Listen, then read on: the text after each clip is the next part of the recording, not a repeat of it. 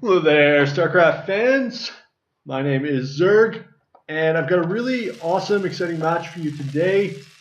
Terran versus Zerg is the matchup. We've got the Thin W Duke spawning in the bottom left-hand corner of the map, and the Zerg Lord representing the Zerg forces in the bottom right. This is a two-player map, so both players know their opponent's starting location. You can see that the Zerg player has sent an Overlord out to scout his opponent's base. He is going to be able to go directly there and get some early game info as to what his opponent's playing. Now, his opponent opens up with their standard depot and a barracks, throws down a gas immediately to follow. Looks like the Zerg, for his part, is going to opt for a fast expansion at his natural. There it is. Throws it down. So he does have that early second base, which can prove very important if you get that economic edge and can create a larger army. That's obviously a good thing if you're trying to win the game, which you should be. So the Terran now goes out and mines his gas. And potentially we will be able to see a Reaper produced in order to get a little more information about his opponent's build. And you can see that the Terran has saved up 400... oh, okay, yes. Well, he's saved up some minerals anyway. He had to get his orbital command first. But he has saved up some minerals, and he is going to throw down a command center at his natural. The Overlord, careful now not to get picked off by a stray Marine, but it is in fact a Reaper building in the barracks, so will be sent to potentially try to get some drone kills and also some scouting information about his opponent. The second hatchery comes online for the Zerg player, and 2 queens are being produced. Queen obviously very integral to the Zerg's economy for those larvae ingest. Also plays an important role in defending against harass, such as the use of harass we're going to see now. Instead of step micro from the Terran player, making sure that every every hit goes on. You want to make sure not to blow yourself up though with the grenade. Reaper badly damaged down to 15 HP. And getting a lot of hits in on the Zerglings, but a nice move by the Zerg player there to run a weakened wing away from the Reaper. 3 kills for the Reaper, so pretty cost effective with all that micro. And he hasn't really fallen behind on his spending at all, which is good too. Factory coming down for the Terran player. He does have his second base, so the Zerg grabs his third. Reaper's still doing a bit of damage here on the hatchery. He's got work cut out for him. He wants to do 1,500 damage with a 4 damage DOS pistol. But hey, who knows? You gotta believe, right? So the Zerg focusing mostly on his eco, and he does decide to sacrifice an Overlord. He's not going to see too much. Might use the reactor core, that's about it. Seedlings now able to chase off the Reaper finally. Roach Worm coming to the Zerg player. Potentially we might see some Roach Ravager mouth as we approach the game. And the Reaper finally dying. Really great work by the Terran player, keeping that Reaper alive for so long, preventing this base from being used, which it's not really a huge deal because neither of the first 2 bases are even saturation mined yet. But still, it's good just to cause an annoyance to it. And we can take down this Rock Tower. Down it falls, completely blocking off his base with rocks. So that's pretty cool. Nice little trick if you're ever playing this map and you want to turtle up. Just knock down those rocks, or knock them down from the other side if that's what your opponent's doing. I like the removable rocks. They're a new addition to StarCraft 2, and they just add for a little more interesting terrain. That's all. They're looking to get an attack here with his roach wings. Not sure why the roaches aren't attacking the rock just yet. The Terran here, not a lot of ground forces, so you might have to throw down. Oh, that's why. Looks like they could end up in a base trade situation as the double drop ship devastation good moves. Drones falling. That Hackney is going to fall too. Good. Looking like he's just going to go ahead and counterattack. Might as well at this point. The damage has been done. They're going to bring the army back. They just fly away. So he is going to have to try to attack the main here. And nice formation. With the good forces, everything just nice, tightly controlled together. He does manage to gain access to the Terran base. And the bunker goes down. Meanwhile, the Terran attack also very successful. I love these base trade games. It's really not clear who's going to win. Looks like Terran. Well, I was thinking it's going to be advantage, but look at the supply camp. Massive supply edge for Zerg. And the Terran isn't going to flawless buildings, and the Zerg's economy is totally ruined at this point. The Terran now going to the island, very smart. He's going to be able to take out this Nakiel. The reinforcement trying to defend his base here.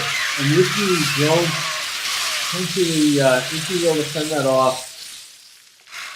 But still actually kind of a close game. The Terran's buildings still extant. But yeah, it looks like the Zerg has this actually. He's got such a phenomenal supply count. It's going to be very difficult for the Terran, especially once all his depots are destroyed. But the Terran just has two command centers, an orbital and a command generation. So we move this orbital north and try to get some mineral up there. I guess he's thinking about moving it to the island where it can be defended. Interesting approach anyway. And the island is actually accessible through these rocks here. So this is probably the end of the game for the Terran player. He simply does not have the army to fend this off. The tank's not going to be done in time. And pretty cool base trade situation anyway. They're now moving in. This is no scavenger. No direct anti-air, so the Terran again thinking about fleeing here, and the tanker back might be able to do some damage a little bit. Yankee really doing a lot of damage here. It is probably not going to be directly targeted, and the tank. With the Marine Force, it could be very well against the Zerg army. I guess I have to fly that tank over there. Guys, yes, he's going to take a hit from the corrosive bile, but that's pretty much it for the Ravager. So nothing these roaches can do. That's going to, or really the tanker back.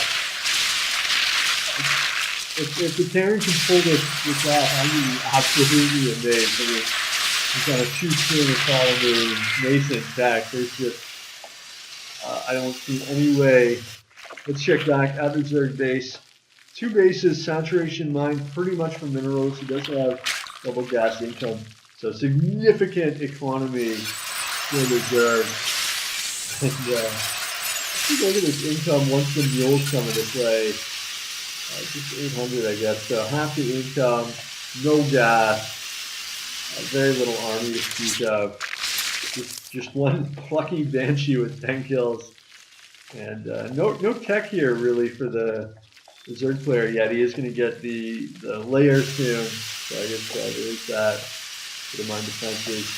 I'm going to play. Really a cool unique game. Oh, but the Banshee goes down. The Hero Banshee taken by two lousy queens. That's a shame. And there are in fact rocks on both sides of these. I guess it's not really an island. It's more of a I don't know what you would call it. It's like a valley behind the mountains. So it's sort of, you call that chilling inside mountains. Zerg now re-expanding to his main. It's always funny when you have to re-expand your main. You got taken out by a drop or something. Just possibly looking to grab this expansion too, although you don't really want to expand so close to your opponent's place, especially not with the face here. Little marine attack here. Not bad damage. Did manage to save 3 of the marines at least and kill a queen. Current player doing his absolute best to try to stay in this game. Really uphill struggle. Pretty sure against the Ravenous Great Road. Like Michaeling like crazy. These 3 marines. You gotta admire the heart. I mean, and the Terran now 6 racks, and nothing but 6 racks.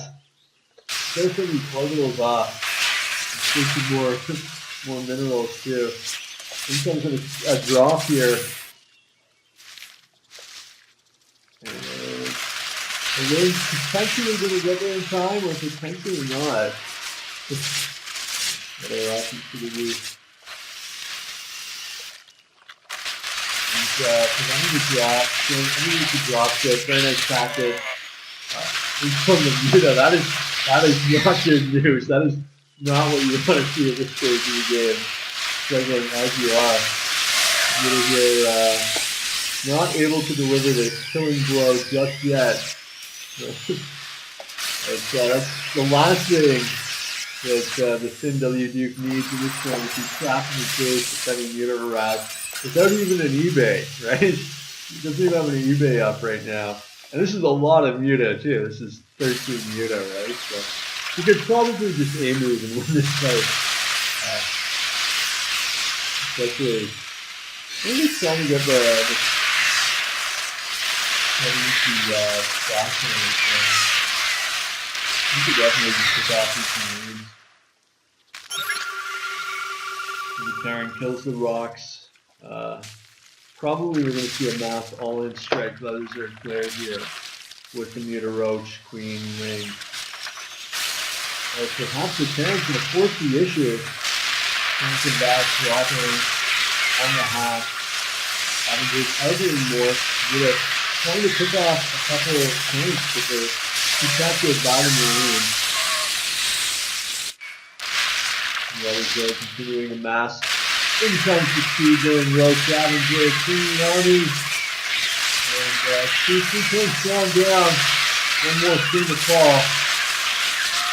And he's getting back to the front. Managing to save that last extremely needed taking his tank. Meanwhile, Mutalisk attacking from the back. And eventually unchallenged Marine Army here. Taking in a couple of overlords. They are going to go to get the catchers. Meanwhile, here's the Muta. The Muta are going to attack. One of the two. They're going to defeat that force. Terran's still on one base. Pretty much mined out his eco here. He's on the Muta, devastating the Terran defenders. And that is GG, ladies and gentlemen.